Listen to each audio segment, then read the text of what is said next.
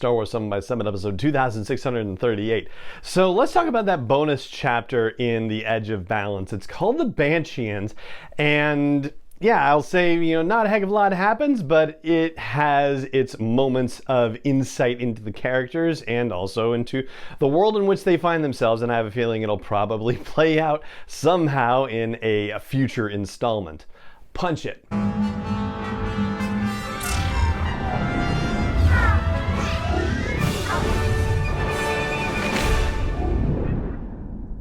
Hey Rebel Rouser, I'm Madeline Voivod, and this is Star Wars 7 by 7, your daily dose of Star Wars joy.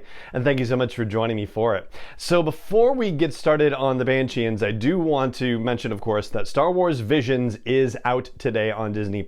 That is the series of anime shorts that tell Star Wars stories from a much different perspective, and as far as we know, aren't necessarily beholden to the timeline, so I think you can consider them more like the myths and fables and dark legends kinds of stories, not necessarily canon, quote unquote, but maybe canon adjacent, if you will. And that is great to hear. So yeah, we'll talk about Visions in due course for sure.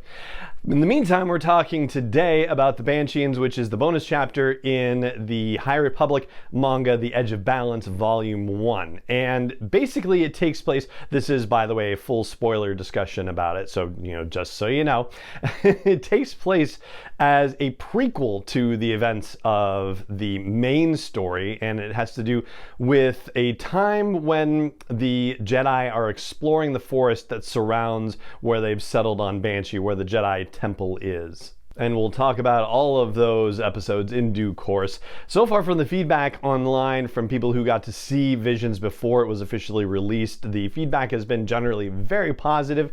And, the only things I saw that were even, approaching negative were some comments on the order of, I liked some better than others, which, that's going to happen with everyone. So yeah, that's not anything that would put you off at all. I would say overall the response has been very positive so far. And it's something that they sort of allude to in the main story, the fact that they haven't necessarily mapped out the entirety of the forest. So we get to see one of their earlier expeditions. And this is just the Jedi Knight Lily along with her Padawan and the younglings that are there, all of whom we meet in the main story. And so they encounter a cave which looks like... Sorry, I just got bit by my studio manager, Indy. They encounter a cave where it looks like there's been recent activity and not nature-made, actual, creature or man-made activity, human-made activity, or species-made activity, I guess is probably the better word. And so they go in to explore because they haven't encountered anything like this before. And while they're going in exploring, Lily realizes that one of the younglings is fidgeting with a new headpiece that she was given. It was made by the other youngling, which is a wonderful gift. And Lily uses this as a teaching moment to talk about not just that, it's lucky that she got this headpiece, then that her youngling friend made it for her, but just their friendship and compassion and how lucky they are to have that. And that's something that they can reflect on as they grow and train in the Force and in the Jedi Order. And I don't know why Indy just bit me. I think he just wants attention. Yeah, he can wait a moment. Anyway, so her Padawan Kieran observes this and says, you're good with younglings, which she certainly is because you can see it on the faces of the two younglings, which is nice. But Lily actually doesn't really take to that compliment, and it was kind of an interesting reaction. She's like, yeah, it's a challenge to work with younglings, and being good with them isn't the point. And so Kieran has to ask, what is the point? And her response is about her responsibility. She says, I'm responsible for you all. And Kieran says, am I one of the children? And she's like, yeah. And that is where that conversation ends, which is like, really? Kieran's being treated like one of the kids too? But yeah, okay. And, ultimately, the compliment still stands. I mean, even if she's, good with younglings and she doesn't want to take that as a particular compliment, she's good with being responsible for them, certainly. So yeah, it seemed like an interesting reaction and illuminating for the character a little bit. But then we get into the quote-unquote action, if you will, of the bonus chapter, which is that there's a weird rope strung that looks something like a tripwire, and of course the younglings trigger it, and one of the younglings actually falls in a pit that suddenly appears, and then there's a bunch of either wooden sticks or arrows that suddenly start flying out of nowhere and start hitting them to no ill effect.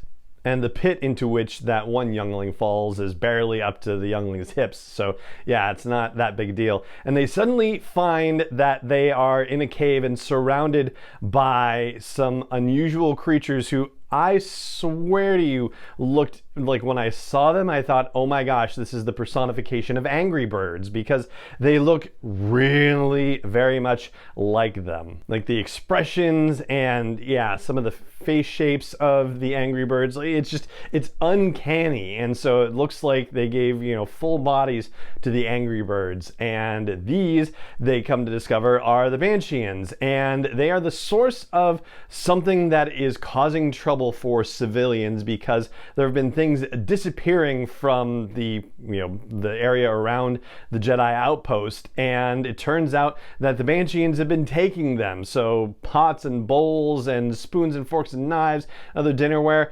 and even though they're not able to communicate directly with the Banchiians because they don't speak Basic, they are able to sense what what their whole deal is, basically. Like Lily is able to somehow intuit through the Force that they don't necessarily have a concept of ownership, that they basically think, oh, it was there, so I took it, and that's just how you do things.